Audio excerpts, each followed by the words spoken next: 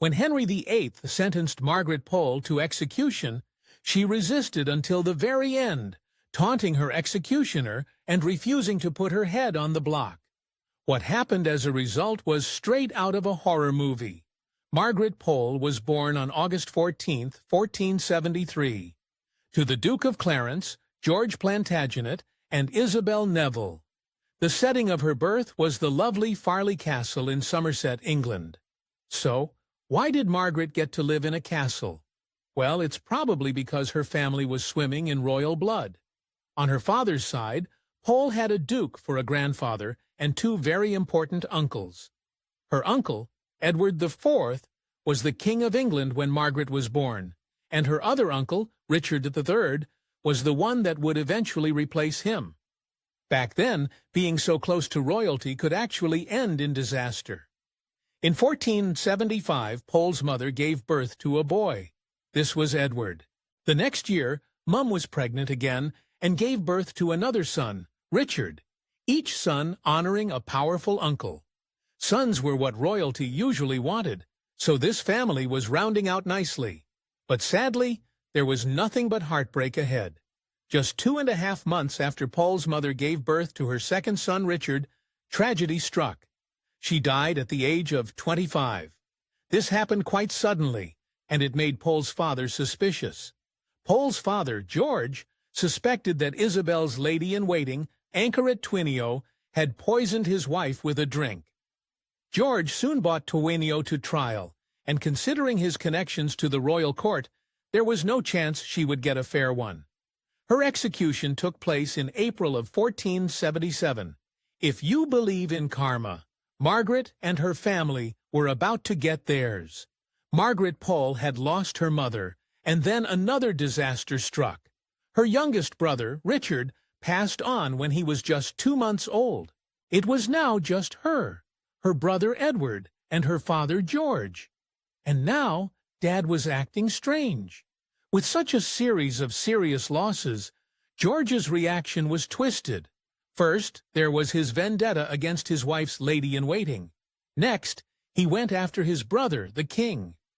George came up with various ways to plot against King Edward IV. When Edward got wind of it, Pole's father was in big trouble. When you plot against a king, you risk everything, and that's exactly what happened. King Edward IV had his own brother executed for treason. Over the course of a year and a half, Margaret Pole had lost her mother, brother, and father. Now, she and her brother Edward were very much alone, and her situation was about to get even worse. When Margaret turned 10, the King of England, her uncle Edward, passed, and his brother, Richard III, replaced him. Having another uncle on the throne should have meant security and comfort for the surviving Plantagenets, but then he betrayed them. One of Richard III's first move as king was to remove Margaret and her brother from the royal line. They went into the care of one of their aunts. It seemed like they would go on to live quiet lives, but then something dramatic happened. In 1485, the Battle of Bosworth took place. Here, Henry Tudor defeated the king and took both his life and the crown. With Henry Tudor, now Henry VII, as head honcho, Margaret and her brother had very little connection to anyone royal. Now, they were really in trouble. Luckily, the new king married Pole's first cousin, Elizabeth of York, which brought Margaret and her brother closer to royalty. Margaret and her brother lived with the mother of the king as wards of the crown. Sounds like a sort of posh orphanage, but trouble was not far behind. Henry VII had not forgotten that Margaret's father had plotted against the king. He also knew that Margaret and her brother had a more direct connection to the throne than he did. For this reason, King Henry VII did not trust Margaret and her brother, and he was going to deal with them harshly. As it turned out, the king was more worried about Margaret's brother than about her, and the consequences of his paranoia were brutal. To keep an eye on Edward, who was still just 10 years old, they moved him to the Tower of London. This was a place where many saw a violent end. While Edward suffered in prison, Margaret Pole had her own cross to bear. As she became a teenager, people started talking about who she would marry. Of course, this wasn't about love, this was about politics. And the king had a selfish idea of who Margaret's husband should be. The match that the king had in mind for Margaret was perfect for him, but not so much for Margaret. The king chose his cousin, Richard Pole, who was one of his most loyal servants. Margaret went off with her husband to his manor and got ready to live happily ever after. Unfortunately, married life wasn't quite all that it was chalked up to be. Margaret's husband Richard did well while the Tudors were in power, and Margaret did her duty as well. Her first two children were boys, Henry in 1942 and Arthur just 2 years later.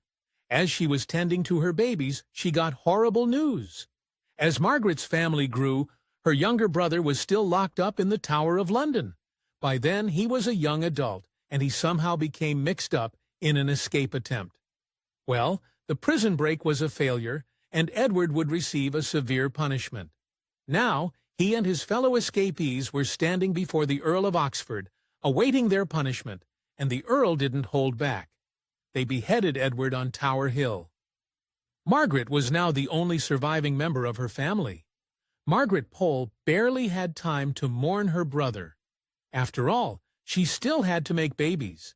She added 3 more to her initial 2, a girl and 2 more boys.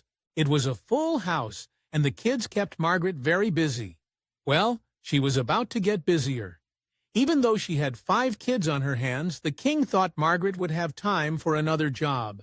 He appointed her to be a lady-in-waiting for Catherine of Aragon, who had just married the heir to the throne, Arthur, Prince of Wales. Margaret Pole may have been dreading serving as a lady-in-waiting, but she was in for a pleasant surprise. It turned out that Margaret and Catherine had loads in common, and they quickly became besties. Margaret had finally found a stable life. Sadly, fate was not on her side. Margaret's stable life with Catherine had a time limit, and it would only last as long as Catherine's marriage to the Prince of Wales. Even though the prince was still a teenager, he had a weak constitution. He passed just 1 year after marrying Catherine, and Margaret lost her cushy job. At least Margaret had her husband to fall back on. Well, that also had a time limit. In 1505, Margaret's husband Richard passed due to an unnamed illness. She was now a widow, with 5 children to feed, clothe, and care for. Not only was she left to fend for herself and her kids, Margaret Pole also had to scrounge up the money for her husband's funeral. The king kindly gave her the sum she needed to bury her husband. But there was a catch. Shockingly, the king said it was a loan, and she would have to pay it back. Margaret was now seriously broke. Due to her financial strain, Margaret sent her 2 older sons to live in other houses of nobility. That left her with her daughter, her Ursula, and her 2 younger sons, Reginald and Geoffrey. Sadly, she still didn't have enough money, so for Reginald, she got creative. Instead of pointing off Reginald to other noble houses, Margaret turned to the church. She handed Reginald over to the church, and also handed over all financial responsibility. We'll soon see that this decision would come back to haunt her. Margaret Pole figured she could survive taking care of her 2 remaining children. She found a place for them to live, and prepared to live out her remaining days as a caring mother. But then, in 1509, something happened that changed everything. Margaret's best friend, Catherine, was now once again in need of a lady-in-waiting. You see, after becoming a widow, she turned around and married her deceased husband's brother. This was Henry VIII, and in 1509 he became king. Margaret must have been over the moon to be back with her bestie. The king also gave Margaret a rather generous allowance, and there was more to come. Back when her brother went to the Tower of London, they took away all of his property. Since she was in with the new king, she boldly asked for that property back. While the king made her pay a small sum to get the land back, she did get it. Margaret had big plans for her land. By 1517, Margaret was feeling financially comfortable, and she thought it was time to build her own place. But she didn't just want a house, she wanted a castle. She paid to have Warblington Castle built in Hampshire. Being a landowner had some perks. Now that she was the owner of her castle, she also got a new title. She was now the Countess of Salisbury. In 1538, she was number 5 on the list of the wealthiest pairs in England. Problems started when King Henry VIII became unhappy with his marriage. For one thing, Catherine had not had the bouncing baby boys that all kings want. The other problem was that Henry had his eye on his sister's lady-in-waiting, Anne Boleyn. Margaret's position as governess and lady-in-waiting was now in serious jeopardy. King Henry's solution to his troubled marriage was to get it annulled. As this was something new, the Pope wouldn't let Henry divorce Catherine. So Henry took matters into his own hands. Instead of getting a new pope, he got a new religion. This was the beginning of the Church of England, and Henry was at the head of it. Margaret was once again out of a job. She spent months in bed, and when it was all over, she had changed her mind about King Henry. Margaret Pole was now saying she supported the king's annulment, but her son wasn't. Reginald stirred up some trouble by breaking with the king over his annulment. He then went even further by calling the king a few colorful names: robber, murderer, and enemy to Christianity. Reginald was playing with fire. Margaret had seen firsthand what happened to her family members when they went against the king, and now, because of her son's behavior, the king wanted to talk to Margaret. In short, he wanted her to deal with her son. Margaret sent Reginald a letter asking him to stop and telling him that she couldn't bear the king's wrath. There's a good reason why her letter may have fallen on deaf's ears. Remember, Margaret had given Reginald up to the church. Some believe that Reginald had not forgiven his mother for this, so he might not have cared if his mother was facing the wrath of the king. Lucky for Margaret, the king's wrath was about to fall on someone else. Remember, King Henry had annulled his marriage to Catherine to marry Anne Boleyn.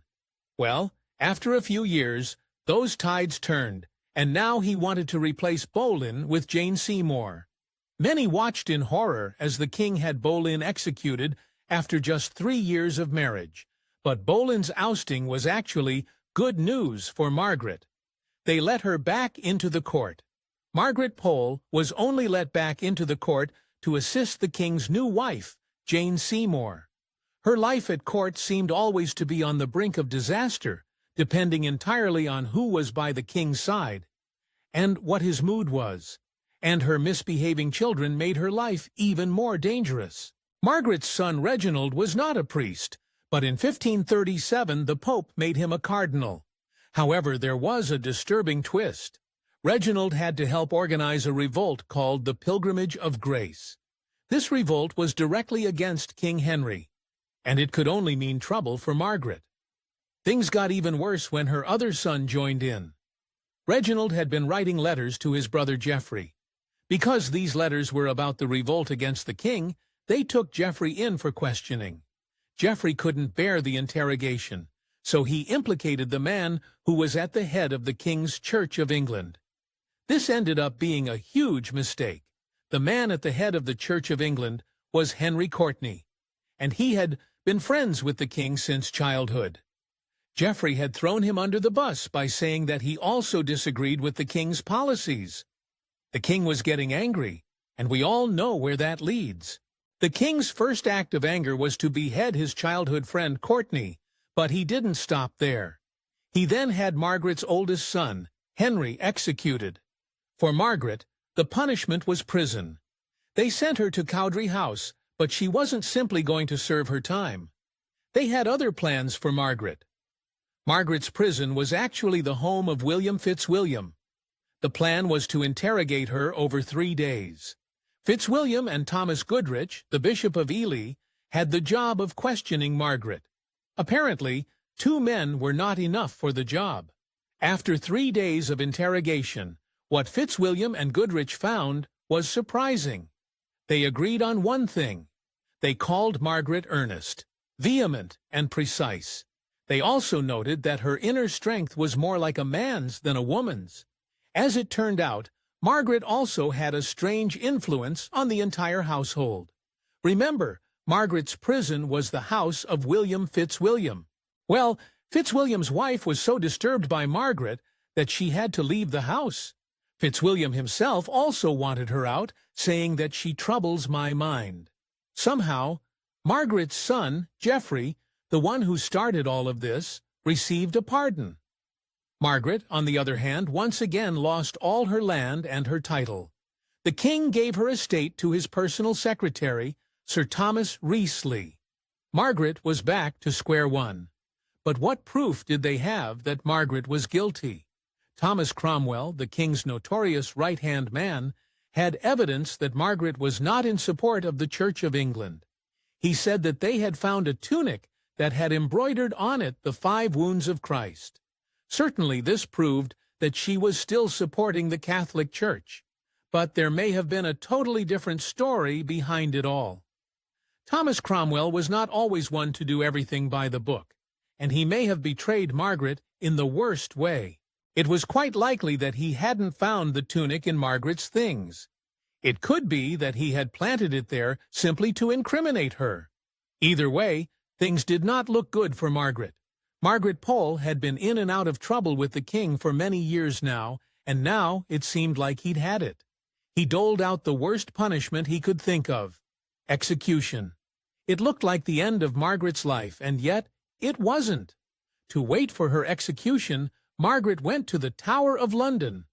Waiting for execution is no one's idea of a good time. But there were some perks for Margaret. She met up there with her grandson Henry. Also, there is evidence that life in the Tower was not all bad. Maybe King Henry felt bad for sending Margaret to the Tower because he paid a handsome price to keep her comfortable. In addition to servants and money, he also sent her warm gowns and shoes. She even got a chance for some sweet revenge. The man who was most responsible for sending Margaret to the Tower, Thomas Cromwell, also fell out of favor with the king. While Margaret was enjoying her warm gowns and shoes in the Tower, Cromwell met his sad end. The king had him executed in 1540, but sadly, Margaret was next. 2.5 years after entering the Tower of London, Margaret, now 67 years old, got a message. This was on May 27, 1541. The message simply said that she had less than an hour to live. This was it, the end of her life. The Tower had a chief executioner, who had the heartless job of removing people's heads for a living. At this time, he was busy dealing with the rebels in the north.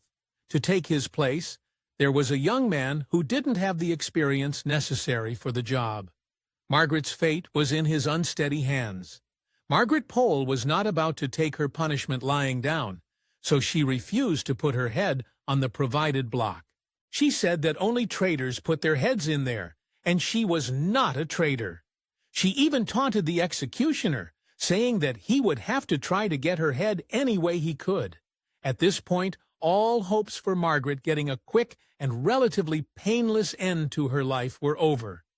The combination of Margaret's taunts and the inexperience of the executioner meant that the first swing of the axe got her in the shoulder instead of the neck. What happened next was right out of a horror movie. Because this young executioner lacked the necessary skills to do the job quickly, Margaret suffered horribly. In the end, it took 11 swings of the axe to get Margaret's head separated from her body. Margaret Pole had given her life fighting for the Catholic Church, and her family had also suffered. The Catholic Church eventually recognized how much suffering Margaret experienced just for standing up against King Henry and his Church of England. In 1886, Pope Leo XIII made her Blessed Margaret Pole a martyr for the Church. Thanks for watching History Exposé. If you love uncovering the best stories in history, hit like and subscribe to keep exploring with us. Don't forget to visit our main page, Fact or Night, for more incredible facts about everything.